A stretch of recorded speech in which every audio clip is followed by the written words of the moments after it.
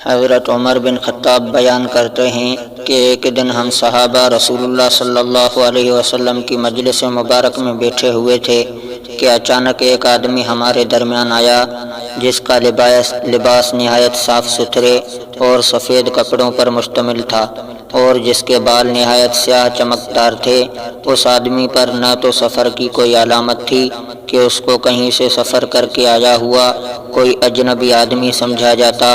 اور نہ ہم میں سے کوئی اس کو پہچانتا تھا، جس کا مطلب یہ تھا کہ یہ کوئی مقامی آدمی ہو یا کسی کا مہمان بھی نہیں تھا۔ بہرحال وہ آدمی رسول اللہ صلی اللہ علیہ وسلم کے اتنے قریب آ کر بیٹھا کہ آپ صلی اللہ علیہ وسلم کے گھٹنوں سے اپنے گھٹنے ملا لیے، اور پھر اس نے اپنے دونوں ہاتھ اپنی دونوں رانوں پر رکھ لیے، جیسے ایک سعادت مند شاگرد اپنے جلیل قدر استاد کے سامنے باادب بیٹھتا ہے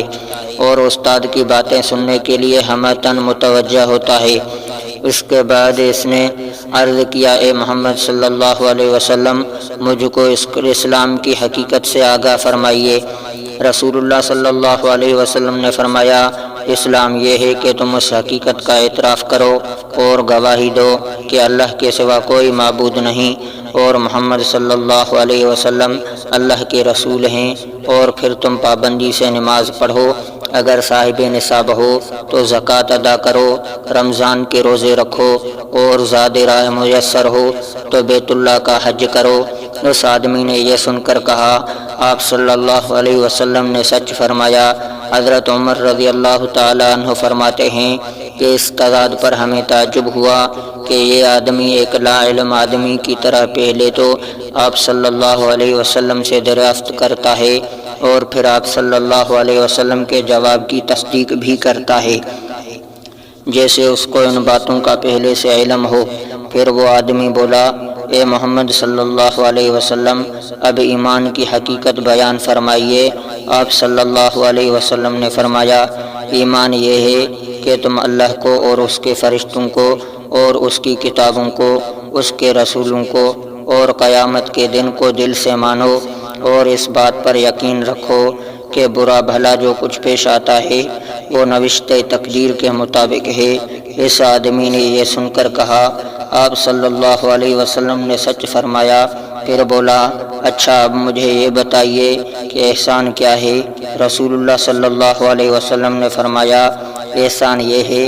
کہ تم اللہ کی عبادت اس طرح کرو گویا کہ تم اس کو دیکھ رہے ہو، اور اگر ایسا ممکن نہ ہو، یعنی اتنا حضور قلب میسر نہ ہو سکے، تو پھر یہ دھیان میں رکھو کہ وہ تمہیں دیکھ رہا ہے۔ پھر اس آدمی نے عرض کیا، قیامت کے بارے میں مجھے بتائیے کہ کب آئے گی؟ آپ صلی اللہ علیہ وسلم نے فرمایا، اس بارے میں جواب دینے والا سوال کرنے والے سے زیادہ نہیں جانتا، یعنی قیامت کے متعلق کب آئے گی میرا علم تم سے زیادہ نہیں، جتنا تم جانتے ہو اتنا ہی مجھ کو معلوم ہے۔ اس کے بعد اس آدمی نے کہا، اچھا اس قیامت کی کچھ نشانیاں ہی مجھے بتا دیجئے۔ آپ صلی اللہ علیہ وسلم نے فرمایا، لونڈی اپنے آقا کو مالک کو جنے گی، اور برہنہ پا برہنہ جسم، مفلس و فقیر اور بکریاں چرانے والوں کو تم عالی شان مکانات و عمارت میں فخر و غرور کی زندگی بسر کرتے دیکھو گے۔ حضرت عمر فرماتے ہیں کہ اس کے بعد وہ آدمی چلا گیا اور میں نے اس کے بارے میں آپ سے فوراً دریافت نہیں کیا بلکہ کچھ دیر توقف کیا۔ پھر آپ صلی اللہ علیہ وسلم نے خود ہی مجھ سے پوچھا، عمر جانتے ہو سوالات کرنے والا آدمی کون تھا؟ میں نے عرض کیا، اللہ اور رسول اللہ صلی اللہ علیہ وسلم ہی بہتر جانتے ہیں۔ آپ صلی اللہ علیہ وسلم نے فرمایا، جبرائیل تھے جو اس طریقے سے تم لوگوں کو تمہارا دین سکھانے آئے تھے۔ صحیح مسلم میں اس روایت کو حضرت ابو ہریرہ رضی اللہ تعالیٰ عنہ نے چند الفاظ کے اختلاف و فرق کے ساتھ بیان کیا ہے۔ ان کی روایت کے آخری الفاظ یوں ہیں، رسول اللہ صلی اللہ علیہ وسلم نے قیامت کی نشانی کے بارے میں جواب دیتے ہوئے فرمایا کہ جب تم برہنہ پا برہنہ جسم اور بہرے گونگے لوگوں کو زمین پر حکمرانی کرتے دیکھو تو سمجھ لینا کہ قیامت قریب ہے، اور قیامت تو ان 5 چیزوں میں سے ایک ہے جن کا علم اللہ تعالیٰ کے سوا کوئی نہیں رکھتا۔ پھر آپ صلی اللہ علیہ وسلم نے یہ آیت ان اللہ عنده علم الساعۃ وینزل الغیث ان اللہ عنده علم الساعۃ وینزل الغیث آخر تک پڑھی، جس کا ترجمہ یہ ہے اللہ ہی کو قیامت کا علم ہے اور بارش کا کہ کب برسائے گا، اور وہی حاملہ کے پیٹ کی چیزوں کو جانتا ہے کہ لڑکا ہے یا لڑکی، اور کوئی آدمی نہیں جانتا کہ وہ کل کیا کام کرے گا، اور کسی آدمی کو نہیں معلوم کہ کس زمین پر اسے موت آئے گی، بے شک اللہ ہی جاننے والا اور خبردار ہے۔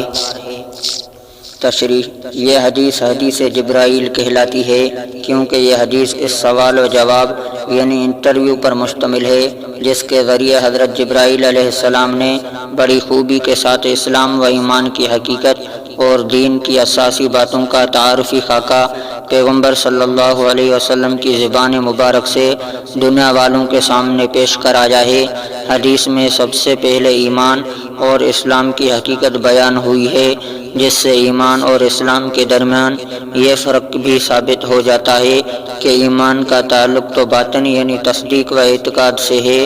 اور اسلام کا تعلق ظاہری یعنی اعمال اور جسمانی اطاعت و فرما برداری سے ہے۔ اللہ کو ماننے کا مطلب اس بات پر یقین و اعتقاد رکھنا ہے کہ اس کی ذات اور اس کی صفات برحق ہیں، عبادت و پرستش کی سوا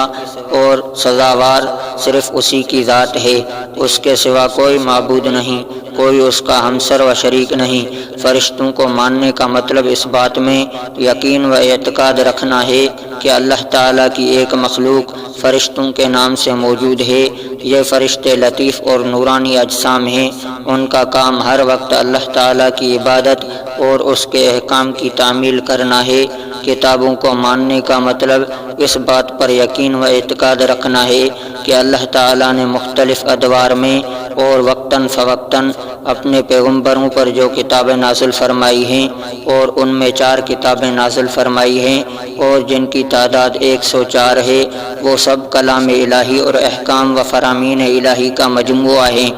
اور ان میں 4 کتابیں تورات، انجیل، زبور اور قرآن مجید سب سے اعلیٰ و افضل ہیں، اور پھر ان چاروں میں سے سب سے اعلیٰ و افضل قرآن مجید ہے۔ رسولوں کا ماننے کا مطلب اس بات پر یقین اور اعتقاد رکھنا ہے کہ اول الانبیاء حضرت آدم علیہ السلام سے لے کر خاتم النبیین حضرت محمد مصطفیٰ صلی اللہ علیہ وسلم تک تمام نبی اور رسول اللہ تعالیٰ کے سب سے سچے، سب سے پیارے اور سب سے افضل بندے ہیں، جن کو اس نے اپنے احکام و ہدایات دے کر مختلف زمانوں، مختلف قوموں میں مبعوث کیا، اور انہوں نے ان خدائی احکام و ہدایات کے تحت دنیا والوں کو ابدی صداقت و نجات کا راستہ دکھانے اور نیکی و بھلائی پھیلانے کا اپنا فریضہ مکمل طور پر ادا کیا، اور یہ کہ ان تمام نبیوں اور رسولوں کے سردار پیغمبر آخر الزمان حضرت محمد مصطفیٰ صلی اللہ علیہ وسلم ہیں، جو کسی خاص زمانہ، کسی خاص علاقہ اور کسی خاص قوم کی طرف مبعوث نہیں ہوئے، بلکہ اللہ کا ابدی دین اسلام لے کر تمام دنیا اور پوری کائنات کی طرف مبعوث ہوئے، اور تو تا قیامت انہی کی نبوت اور انہی کی شریعت جاری و نافذ رہے گی۔ یوم آخرت یعنی قیامت کے دن سے مراد وہ عرصہ ہے جو مرنے کے بعد سے قیامت قائم ہونے اور پھر جنت میں داخل ہونے تک پر مشتمل ہے۔ قیامت کے دن کو ماننے کا مطلب اس بات پر یقین و اعتقاد رکھنا ہے کہ شریعت اور شارع نے ما بعد الموت اور آخرت کے بارے میں جو کچھ بتایا ہے، یعنی موت کے بعد پیش آنے والے احوال، مثلاً قبر اور برزخ کے احوال، نفخ صور، قیامت، حشر و نشر، حساب و کتاب، اور پھر جزا و سزا کا فیصلہ اور جنت و دوزخ، یہ سب اٹل حقائق ہیں اور جن کا وقوع پذیر ہونا اور پیش آنا لازمی امر ہے،